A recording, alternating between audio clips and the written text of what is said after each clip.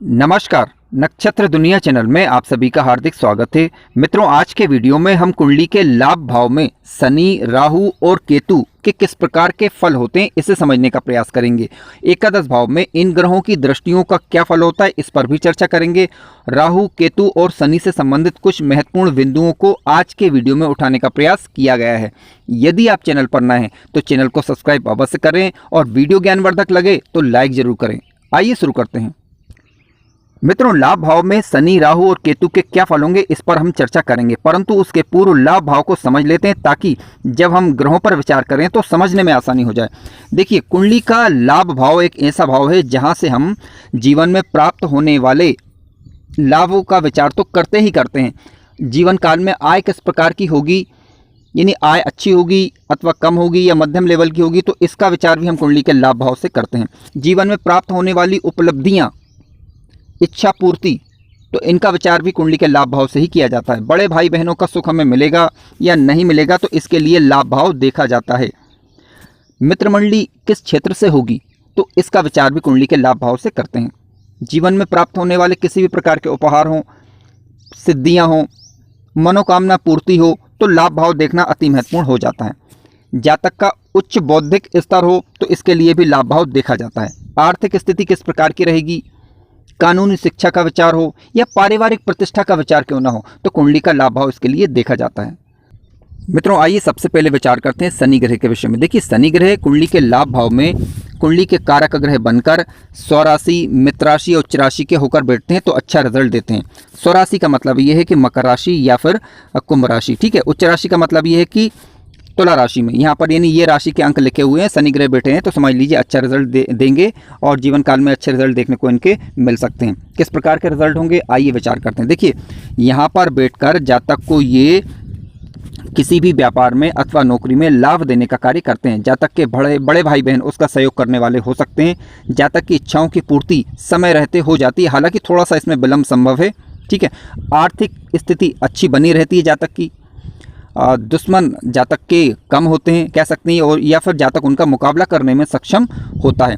शनि ग्रह की दृष्टि की बात कर लेते हैं तो ये शनि ग्रह की तीसरी दृष्टि कुंडली के लग्न भाव पर जाएगी, जिसके कारण जातक में थोड़ी सी आलस की प्रवृत्ति हो सकती है, यानी कार्यों में देरी करना, इस प्रकार की संभावनाएं हो सकती हैं।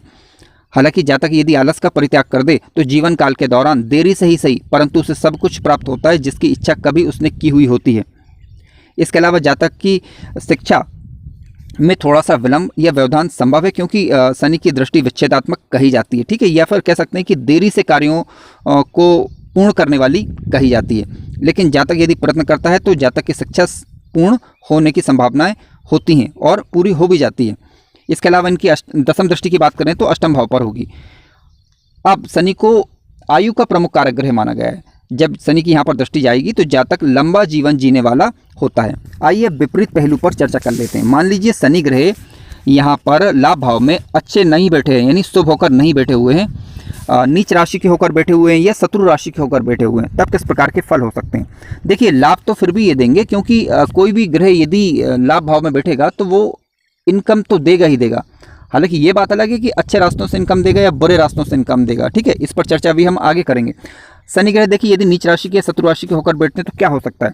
जातक प्राइवेट नौकरी करने वाला हो सकता है, ठीक है। धन की हानि कभी कभार देखने को मिल सकती है, क्योंकि शनि नीच राशि के बैठे हुए हैं और शनि ग्रह की दशा या अंतरदशा के दौरान, लेकिन विशेष रूप से, ठीक है।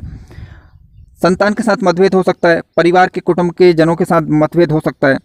जातक का जो चित्त होगा, ये नहीं कह सकते कि वो खिन्न चित्त वाला जातक ऐसा हो सकता है। देरी करने की आदत हो जाना, स्वास्थ्य संबंधी परेशानियां होना, संपत्ति खरीद में व्यवधान आना, इस प्रकार की दिक्कतें शनि ग्रह यहाँ पर दे सकते हैं। लेकिन शनि ग्रह से संबंधित यदि किसी प्रकार के आपको नुकसान देखने को मिले या कह सकते हैं कि शनि ग्रह लाभ ना दे रहे हों तो ऐसी अवस्था में प्रत्येक शनिवार को हनुमान जी के यहाँ आप दीपक लगाएं तो इससे शनिदेव अपना बुरा प्रभाव देना कम कर देते हैं। इसके अलावा दशरथ स्तोत्र का पाठ करने से भी शनि ग्रह से संबंधित परेशानियों में कमी आती है। शनिवार को शनि मंदिर में जाकर आप उन्हें सरसों का तेल अर्पित करें, इससे भी शनि ग्रह से संबंधित परेशानियों में राहत देखने को मिलती है। मित्रों, आइए बात करते हैं राहु ग्रह के विषय में। देखिए, राहु ग्रह यदि कुंडली के लाभ भाव में स्वराशि, मित्र राशि या उच्च राशि के होकर बैठते हैं तो ज़्यादा अच्छा रिजल्ट देते हैं। स्वराशि का मतलब यह है कि लाभ भाव में यदि राशि का अंक 6 लिखा मिले तो समझ लीजिए कि कन्या राशि, और कन्या राशि को राहु अपनी स्वयं की राशि मानते हैं। इसके अलावा लाभ भाव में यदि 3 नंबर का राशि का अंक लिखा मिले तो समझ लीजिए कि मिथुन राशि है। मिथुन राशि में राहु ग्रह उच्च के माने जाते हैं। इसके अलावा मित्र राशियों में भी अच्छा रिजल्ट देते हैं। मित्र राशि कौन सी, जैसे कि वृषभ राशि, ठीक है, तुला राशि, और इसके अलावा मकर राशि और कुंभ राशि। तो इन राशियों में राहु ग्रह अच्छा रिजल्ट देते हैं। किस प्रकार के फल हो सकते हैं, देखिए राहु यहाँ पर बैठकर जातक के बुरे दोषों का समन करते हैं, यानी अरिष्टों का समन करते हैं, यानी अच्छा रिजल्ट देने वाले कहे गए हैं।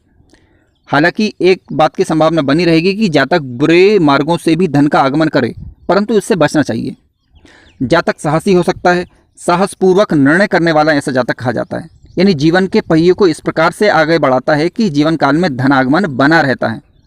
वर्तमान समय के अनुसार बात करें तो आधुनिक तरीके से जीवन गुजारता है जातक, और जातक को तकनीक का भरपूर ज्ञान हो सकता है, कंप्यूटर का जानकार ऐसा व्यक्ति हो सकता है, यानी टेक्निकल चीज़ें जितनी भी हैं उनकी जानकारी जातक को रह सकती है, इसकी संभावनाएं बढ़ जाती है। मान लीजिए कि राहु ग्रह कुंडली के लाभ भाव में नीच राशि के होकर बैठ जाएं, शत्रु राशि के होकर बैठ जाएं, या फिर पीड़ित हो जाएं, तो ऐसी स्थिति में क्या होगा, जातक धोखाधड़ी का शिकार हो सकता है। व्यर्थ के कार्यों में धन को बर्बाद करना, ऐसी स्थितियां देखने को निर्मित हो सकती हैं। इसके अलावा बड़े भाई बहनों के साथ मतभेद हो जाना, दादाजी का स्वास्थ्य ठीक ना रहना, ठीक है, और दाम्पत्य में व्यापार में दिक्कतें आना, परेशानी आना, पार्टनरशिप में दिक्कतें महसूस करना, वायु से संबंधित रोग हो सकते हैं, अपने आप को असहाय महसूस करना, यानी शक्ति की कमी महसूस होना, इस प्रकार की दिक्कतें आ सकती हैं।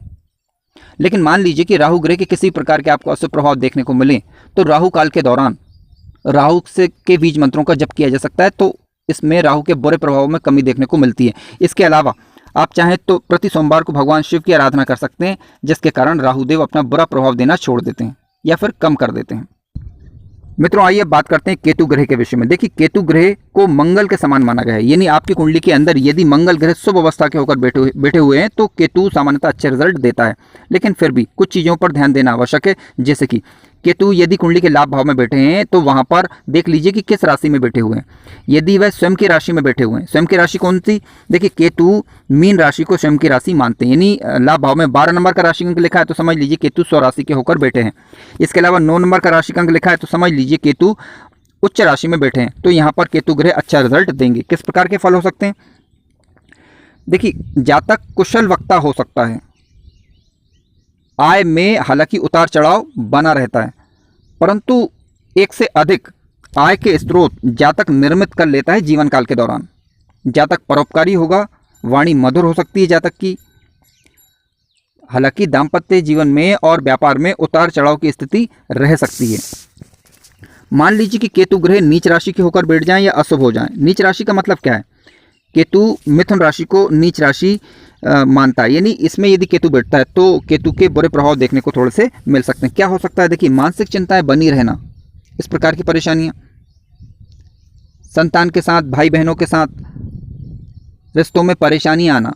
क्यों, क्योंकि देखिए यदि केतु की दृष्टि की बात करें तो केतु की पंचम दृष्टि कुंडली के पराक्रम भाव पर जाएगी, जहां से हम छोटे भाई बहनों का विचार करते हैं, और इनकी सप्तम दृष्टि की बात करें तो कुंडली के पंचम भाव पर जाएगी, जहां से हम शिक्षा का विचार करते हैं, संतान का विचार करते हैं, तो इनमें दिक्कतें आ सकती हैं। इसके अलावा इनकी नवी दृष्टि कुंडली के सप्तम भाव पर जाएगी, जहां से दाम्पत्य जीवन में और पार्टनरशिप में दिक्कतें दे सकते हैं। इसके अलावा मित्रों केतु ग्रह कुंडली के लाभ भाव में बैठे हैं, यदि राशि का अंक यदि वहां पर 8 लिखा है तो समझ लीजिए वृश्चिक राशि होगी, और वृश्चिक राशि में केतु ग्रह के फिर अच्छे रिजल्ट ज़्यादा देखने को मिलते हैं। मित्रों वीडियो ज्ञानवर्धक लगा हो तो लाइक जरूर करें, और चैनल पर नए हो तो सब्सक्राइब भी करें। धन्यवाद।